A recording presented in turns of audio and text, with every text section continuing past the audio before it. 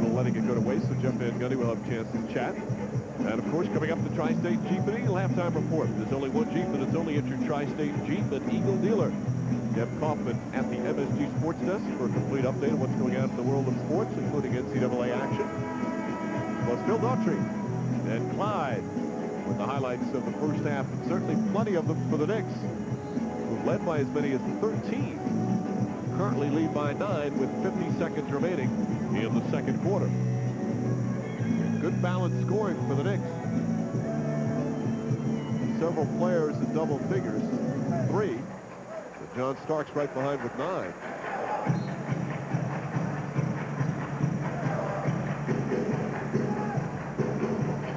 Starks.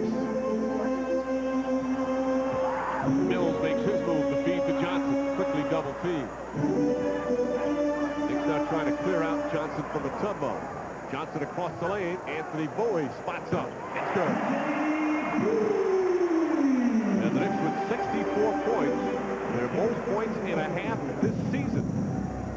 Back in January 5th, they scored 63 against Washington, so they've for the new season high for points in a half.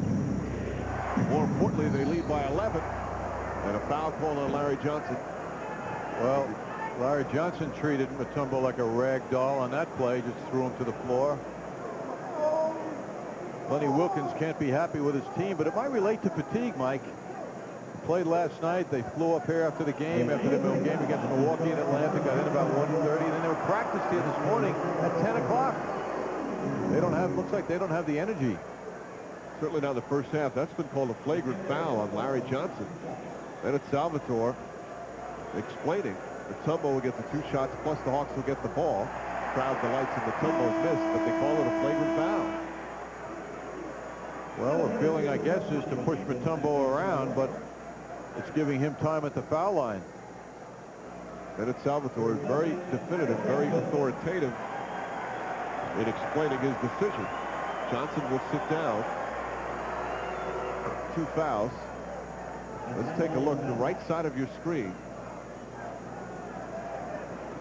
He just shoved him with a forearm. Yes, Larry Johnson, very physical response to Mutombo.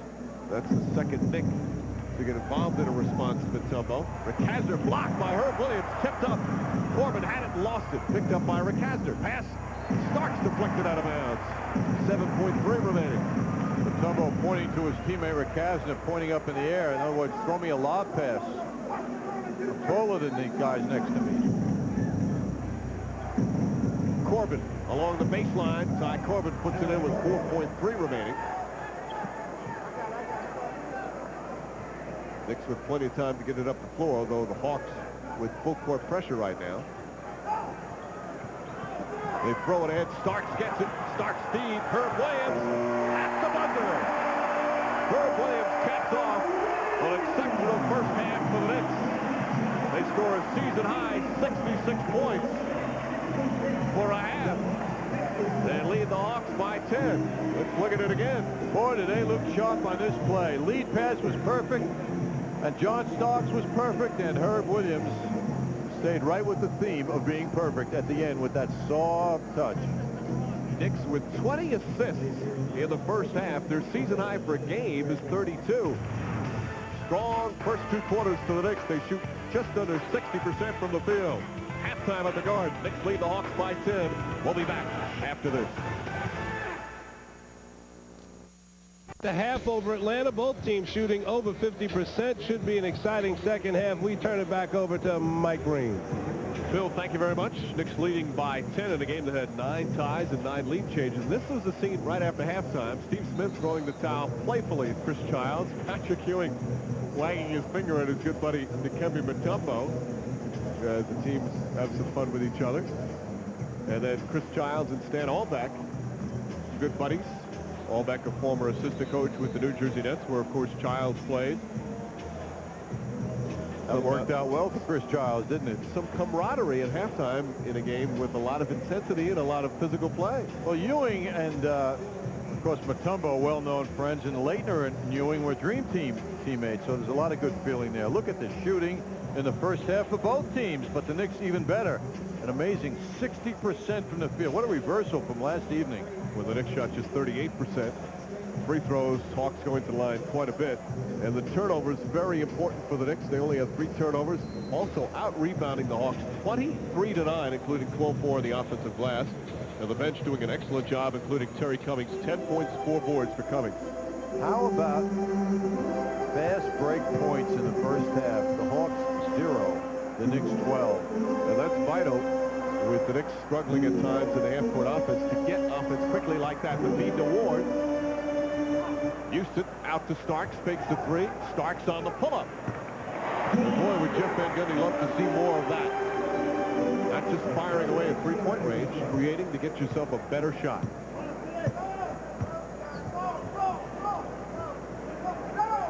Knicks leading by 12. Largest lead in the first half was 13.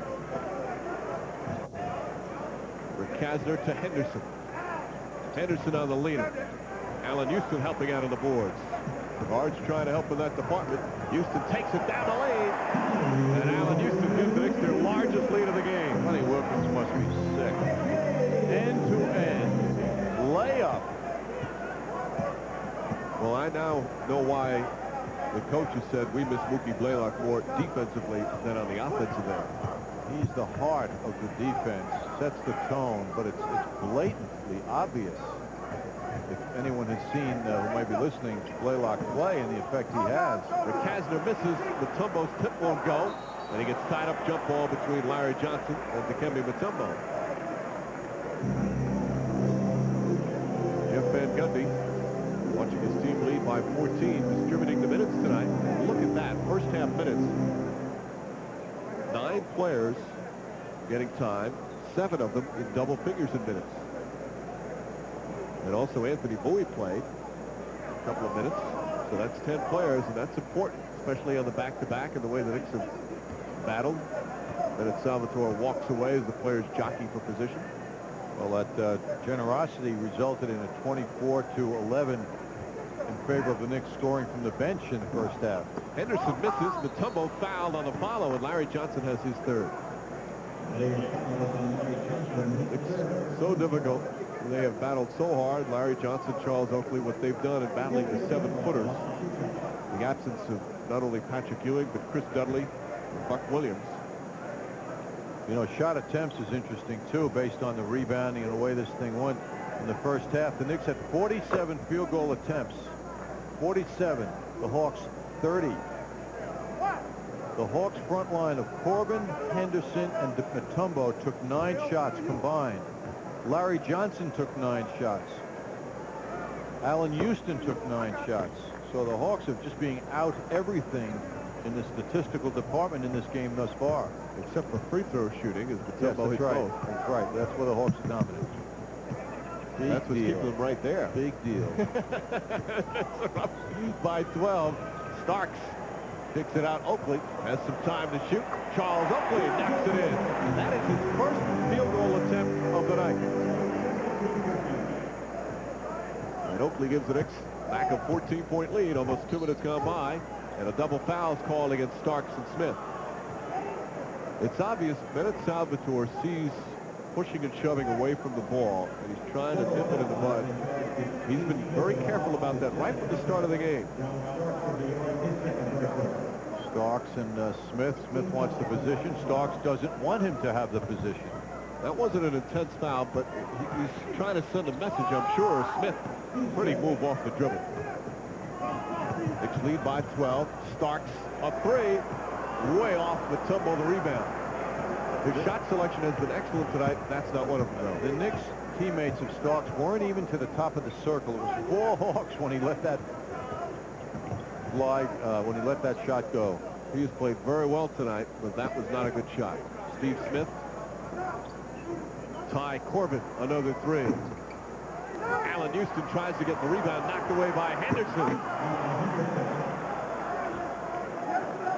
Allen Henderson now in double figures with 11. See, the scary thing for the Knicks is they've been dominating, basically, and it's only a 10